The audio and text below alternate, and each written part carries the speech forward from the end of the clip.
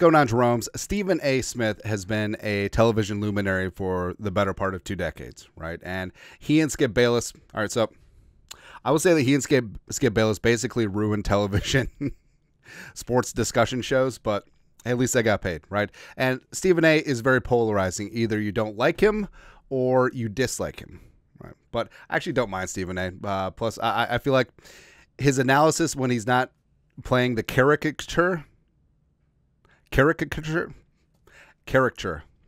of Stephen A. Smith is actually pretty decent at times, except for not for football. But I understand why they have to talk about it because it's the most popular sport in the nation. Fully understand it. But a long story longer, slinging Sam Darnold is having a career renaissance after the Jets basically ruined his career, but he's playing great here in the great state of Minnesota. MVP adjacent candidate, comeback player of the year candidate if he qualifies under the new guidelines. But of course, Stephen A.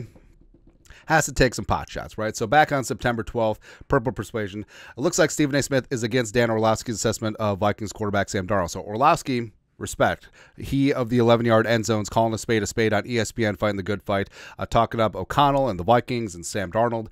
Smith rips Darnold saying, don't expect the same results from the Giants game against the 49ers. What happened? What happens against the 49ers? Also, what happened against the Texans? Smith also compared Darnold to a virus, in which being on bad teams for so long, you eventually become bad. That's not how virus works. That's not how viruses work, man. I know that a lot of people have become virologists over the last couple of years, but that's literally not how things work. But I do understand Stephen A.'s perspective just a smidgen, right? So he's in the New York market, and it's an echo chamber there. And if you look at local sports talk radio in New York, like they savaged Sam Darnold for years, until eventually he was traded out of town, right?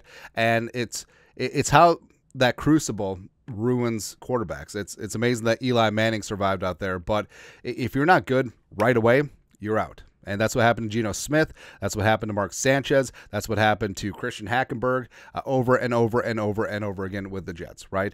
So Darnold really didn't have a chance. And Stephen A.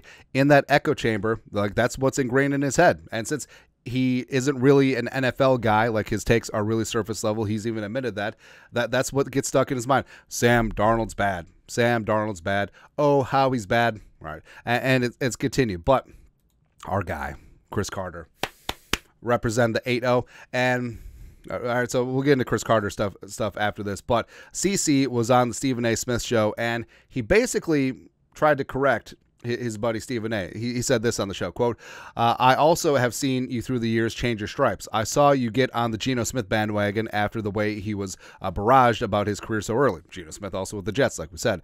So I do know that you believe that quarterbacks can make a comeback, especially with coaches like we have here in Minnesota.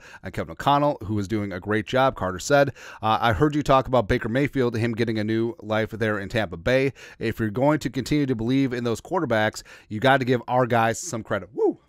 So, CC, like, I know that Stephen A. Smith is all about the screamo on television, but CC came on and he just laid out very rational, objective takes, said it with his whole chest, didn't get animated or anything like that, just laid down facts. And now, oh, looky, here comes Hookie. Stephen A. Smith today got the Vikings number 2 in his power rankings. Now, part of that is obviously the defense, but a major part of that is slinging Sam Darnold, dropping 4 touchdowns, full Darjeeling blend, full-on teabag on the Houston Texans, looking really damn good. So, leading the National Football League in touchdown passes. So, even Stephen A. can't ignore the greatness that is slinging Sam Darnold, a.k.a. America's quarterback, right? But it does bother me a little bit because in our power rankings, the most accurate in the known universe, they're kind of similar at the top. So I don't know. Did Stephen A. watch our video this morning? I don't know. Don't care either. But yeah. But it does bother me that Stephen A. just bunched up the top 5 teams are 3-0 because power rankings are not standings, even though we have the 5 in the top 6.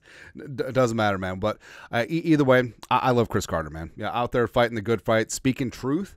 And this isn't This isn't Cris Carter trying to put lipstick on a pig. Like, no, the Vikings offense is legit. Kevin O'Connell is a fantastic head coach. Slinging Sam Darnold is looking fantastic. And the Vikings are looking really, really damn good. So Cris Carter out here doing work, man. I love it. And I've always said Cris Carter was my first favorite Viking. I mean, Randy Moss came along, but CC, the sideline catches, and every single kid in the great state of Minnesota had a Cris Carter jersey, but they wore it every single day so that the numbers, when it was iron on, like, they wore off, and it was almost like a patina, a badge of honor. This is how much I love Cris Carter, man. Even though he was a stupid Buckeye, but we'll forgive that. And I've said it before, I'm not even really a Gophers fan. I just hate Wisconsin, Iowa, and kind of Ohio State. But there we are. But I love CFC, man. He's fantastic. But your thoughts are our thoughts. Stephen friggin' A finally changes his mind thanks to Cris Carter. Woo. That's right, man. Let us know your thoughts, our thoughts, comment section. You guys are the best. You know what to do. Skull production value.